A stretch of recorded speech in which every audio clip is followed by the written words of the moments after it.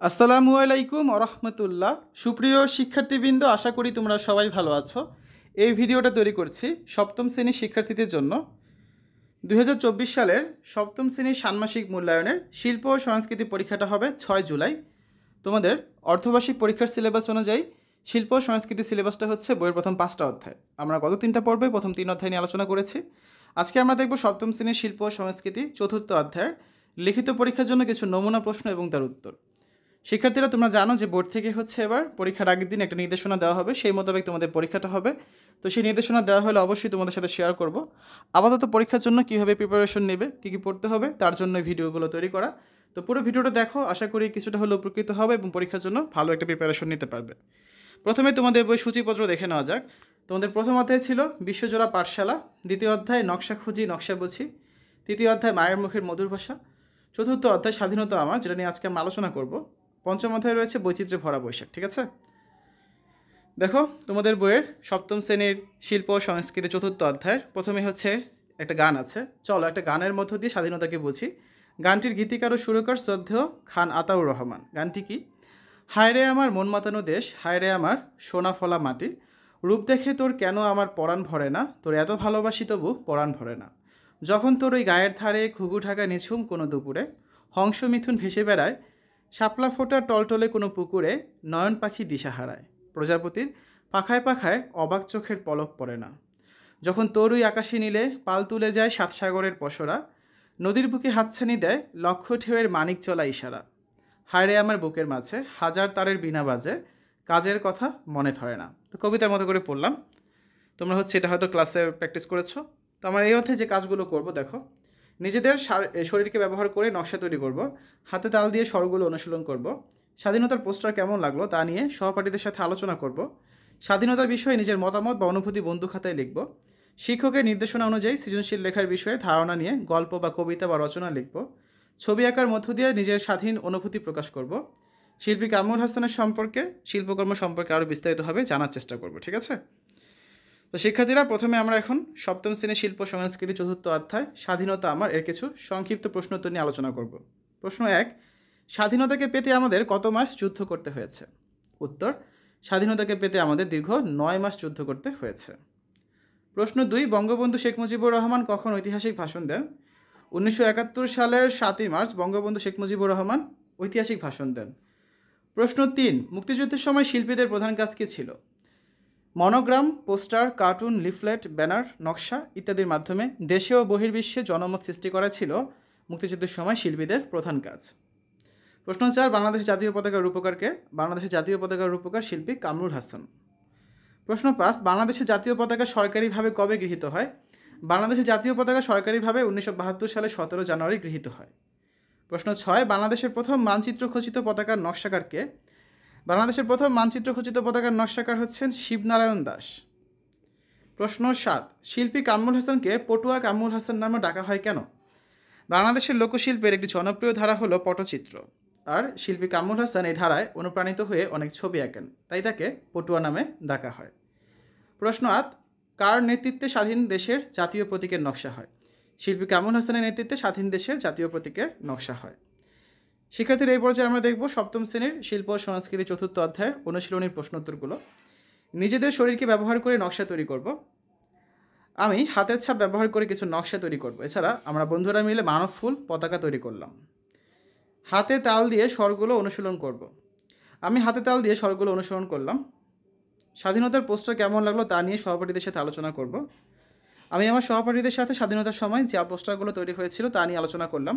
তৎকালীন প্রতিটি পোস্টার ছিল দেশপ্রেম চেতনার এক একটি অগ্নিমশাল। এই পোস্টারগুলো প্রতিটি বাঙালিকে উদ্দীপ্ত করেছিল, জুগিয়েছিল বিজয় লাভের প্রেরণা। স্বাধীনতা বিষয়ে তোমার নিজের মতামত বা অনুভূতি বন্ধু খাতায় লেখো। স্বাধীনতা এক অম্লান চেতনার নাম। আমি স্বাধীনতা বিষয়ে আমার মতামত বন্ধু খাতায় এভাবে লিখেছি। লাল সবুজের দেশ বাংলাদেশ, হাজার বছরের ঐতিহ্যের দেশ বাংলাদেশ। এদেশের রক্তাক্ত ইতিহাস আছে। এই ইতিহাস স্বাধীনতার ইতিহাস, আমাদের মুক্তিযুদ্ধের স্বর্ণোজ্জ্বল ইতিহাস। বিশ্ব মানচিত্রে বাংলাদেশ একটি স্বাধীন সার্বভৌম দেশ। আজ আমরা স্বাধীন দেশের নাগরিক। বাংলাদেশ আমাদের প্রিয় মাতৃভূমি, তবে এই স্বাধীনতা সহজভাবে আসেনি। 1971 সালে এক ভয়াবহ মুক্তিযুদ্ধের ভেতর দিয়ে আমাদের স্বাধীনতা এসেছে। এ সময় সকল শ্রেণী পেশার মানুষ তাদের নিজ নিজ ক্ষেত্র থেকে স্বাধীনতা যুদ্ধে অবদান রেখেছেন। শিল্পী এঁকেছেন বিজয়ের ছবি, গায়ক গেয়েছেন মুক্তির গান, কবিরা লিখেছেন স্বাধীনতার অমর পংক্তি। আর বাংলার সকল আবাল বৃদ্ধ বনিতা ঝাঁপিয়ে পড়েছিল মুক্তির লড়াইয়ে। ধর্ম, বর্ণ, গোত্র সব মিলেমিশে একাকার হয়ে গিয়েছিল। তখন সকলের চোখে ছিল একটি স্বাধীন বাংলাদেশের স্বপ্ন। তাই বাঙালি অকুতোভয় চিত্তে এগিয়ে গেছে, বীর দর্পে ছিনিয়ে এনেছে স্বাধীনতা। সেজন্য অবশ্য লক্ষ প্রাণকে আত্মাহুতি দিতে হয়েছে। দীর্ঘ 9 মাস ধরে এই রক্তক্ষয়ী যুদ্ধের মধ্য দিয়ে আমরা অর্জন করি কাঙ্ক্ষিত স্বাধীনতা। পৃথিবীর কোনো জাতি এত কম সময়ে স্বাধীনতা স্বাদ লাভ করেনি। তারপর শিক্ষকের নির্দেশনা অনুযায়ী সৃজনশীল লেখার বিষয়ে ধারণা নিয়ে গল্প, কবিতা বা রচনা লিখব। শিক্ষকের নির্দেশনা অনুযায়ী নিচে একটি কবিতা দেওয়া হলো, অনুরূপ তোমরা গল্প রচনা লিখতে পারো। স্বদেশ প্রেম। এদেশকে যারা ভালোবেসে শত্রুর বিরুদ্ধে করেছে লড়াই, করেছে জীবনদান, ইতিহাসে তারা চির উজ্জ্বল মায়ের শ্রেষ্ঠ সন্তান। হে বীর সেনা, তোমাদের ত্যাগের বিনিময়ে আজ সোনার বাংলা হয়েছে স্বাধীন। সোনা ফলাই দেশের তোমরা শ্রেষ্ঠ সন্তান। তোমাদের কথা মনে হলে গর্বে আর খুশিতে প্রাণটা ভরে, তাই সালাম তোমাদের তরে। তারপর শিল্পী কামরুল হাসানের শিল্পকর্ম সম্পর্কে আরও জানার চেষ্টা করব। আমি আমার পাঠ্যপুস্তকে সাহসী শিল্পী কামরুল হাসান সম্পর্কে যতটুকু জানতে পেরেছি এবং শিক্ষকের কাছ থেকে ও ইন্টারনেট থেকে যতটুকু জানতে পেরেছি তা নিচে তুলে ধরছি। কামরুল হাসানের প্রকৃত নাম আবু শরাফ মোহাম্মদ কামরুল হাসান। তার জন্ম 1921 সালে, মৃত্যু 1988 সালে। তিনি নিজেকে পটুয়া বলে পরিচয় দিতে ভালোবাসতেন। তিনি 1947 সালে স্নাতক ডিগ্রি সম্পন্ন করেন। এ সময় তিনি বয় স্কাউট, শরীরচর্চা, ব্রতচারী আন্দোলন, শিশু সংগঠন মণিমেলা, মুকুল ফৌজ ইত্যাদি কর্মকাণ্ডে যুক্ত ছিলেন। দেশ বিভাগের পর কামরুল হাসান ঢাকায় চলে আসেন এবং শিল্পাচার্য জয়নুল আবেদিনের সঙ্গে মিলে প্রতিষ্ঠা করেন আর্ট গ্রুপ। তিনি বাংলাদেশের স্বাধীনতা ও অসহযোগ আন্দোলনের সাথে যুক্ত ছিলেন। পাকিস্তানের সামরিক প্রেসিডেন্ট ইয়াহিয়া খানের একটি রক্তপায়ী হিংস্র মুখমণ্ডল এঁকে চারদিকে আলোড়ন সৃষ্টি করেন। কামরুল হাসানের চিত্রকলার প্রধান উপাদান ছিল নরনারী, পশু পাখি। এসবের মধ্য দিয়ে তিনি আবহমান বাংলার গ্রামীণ সমাজের সামগ্রিক রূপ, বাংলার নিসর্গ রূপ, স্বৈরশাসকদের অত্যাচার, বাংলাদেশের মুক্তিযুদ্ধ, হানাদার বাহিনীর গণহত্যা ইত্যাদি নিখুঁতভাবে তুলে ধরেন। তারপর 10 নম্বর না, মানে পরবর্তী প্রশ্নটা হচ্ছে, স্বাধীনতা বলতে তুমি যা বুঝো তা লেখো। খুব ইম্পর্ট্যান্ট একটা প্রশ্ন। স্বাধীনতা বলতে আমি বুঝি নিজের ইচ্ছা মতো চলা, মত প্রকাশের স্বাধীনতা বা বাক স্বাধীনতা। আমরা কেউ এখন আর পরাধীন নই, কেউ আমাদের অবাধ চলাচলে আর হস্তক্ষেপ করতে পারবে না। স্বাধীনতা একটা দেশের জন্য এবং সে দেশের মানুষের জন্য অতীব জরুরি। একসময় আমরা পাকিস্তানের অধীন ছিলাম, তারা আমাদের ভাষা, শিল্প, সংস্কৃতি সকল কিছুর ওপর অন্যায় হস্তক্ষেপ করেছিল। আমাদের দিনগুলোকে তারা করেছিল বিষণ্ণ আর রাতগুলোকে করেছিল বিষাদে ভরপুর। আমরা স্বপ্ন দেখতাম আমরা আমাদের ভাষায় গান গাইব, ইচ্ছামতো কবিতা লিখব, কিন্তু তৎকালীন পাকিস্তানের হানাদার বাহিনী আমাদের তা করতে দেয়নি। ওরা আমাদের মুখের ভাষা কেড়ে নিতে চাইল। আমরা প্রতিবাদে গর্জে উঠলাম। একসময় তারা আমাদের মাতৃভাষার অধিকারকে স্বীকৃতি দিল। স্বাভাবিক একটি জিনিসকে আমরা অনেক রক্ত আর প্রাণ বিসর্জনের মধ্য দিয়ে পেলাম, কারণ আমরা পরাধীন ছিলাম। আমাদের সব সম্পদ, আমাদের এখান থেকে উপার্জিত সব অর্থ তারা নিয়ে যেত। তারা ঘোষণা দিয়েছিল আমরা পহেলা বৈশাখ করতে পারবো না। এসব অযৌক্তিক সিদ্ধান্ত আমাদের উপর চাপানো হয়েছিল। এ সকল অন্যায়ের বিরুদ্ধে প্রতিবাদের আলোর মশাল নিয়ে আসেন বঙ্গবন্ধু শেখ মুজিবুর রহমান। তিনি আমাদের স্বাধীনতার স্বপ্ন দেখালেন। দীর্ঘ 9 মাস যুদ্ধ করে একটি স্বাধীন দেশ পেলাম আমরা, তারই নাম হচ্ছে বাংলাদেশ। এখানে পরাধীনতার কোনো নাক পাশ নেই। তাই স্বাধীনতা আমার কাছে ইচ্ছার স্বাধীনতা, তবে অবশ্যই তার যথেচ্ছার নয়। স্বাধীনতা হচ্ছে আমাদের দেশের উত্তরোত্তর সমৃদ্ধি, যেখানে কোনো শাসকের রক্তচক্ষু থাকবে না। স্বাধীনতা মানে আইনের অধীনে থেকে রাষ্ট্রের প্রতি আনুগত্য দেখানো। স্বাধীনতা হলো অধিকারের ফল।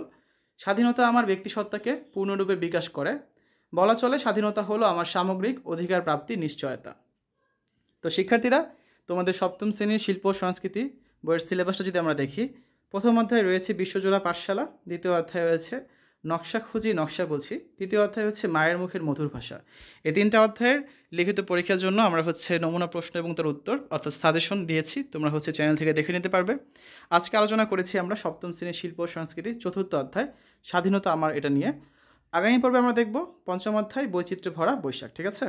যেহেতু তোমাদের 5 ঘন্টা পরীক্ষাটা হবে, সো 2 ঘন্টার লিখিত পরীক্ষায় 65% মার্কস থাকার কথা। তো সেই জন্য কিছু লিখিত প্রশ্ন থাকবে, তার জন্য ভিডিওগুলো তৈরি করা। এই টাইপের প্রশ্ন পরীক্ষা আসতে পারে, ভালো করে প্রিপারেশন নাও। আর পরীক্ষা আগের দিন তো নির্দেশনা দেওয়াই হবে, তখন সেটা তোমাদের জানিয়ে দিলে বুঝতে পারবে যে অ্যাকচুয়ালি কী ধরনের প্রশ্ন পরীক্ষা হবে। আর যেসব প্র্যাকটিক্যাল কাজ আছে এগুলো তোমাদের কিন্তু বাকি 3 ঘন্টার মধ্যে করানো হতে পারে। ঠিক আছে? তো শিক্ষার্থীরা, এতক্ষণ আমরা দেখলাম 7ম শ্রেণীর ষান্মাসিক মূল্যায়ন বা অর্ধবার্ষিক পরীক্ষার শিল্প ও সংস্কৃতি 4র্থ অধ্যায়ের লিখিত পরীক্ষার জন্য কিছু নমুনা প্রশ্ন এবং উত্তর। আশা করি তোমাদের কাছে ভিডিওটা ভালো লেগেছে। সকলের সুস্থতা কামনা করে আজ এখানে বিদায় নিচ্ছি। আল্লাহ হাফেজ।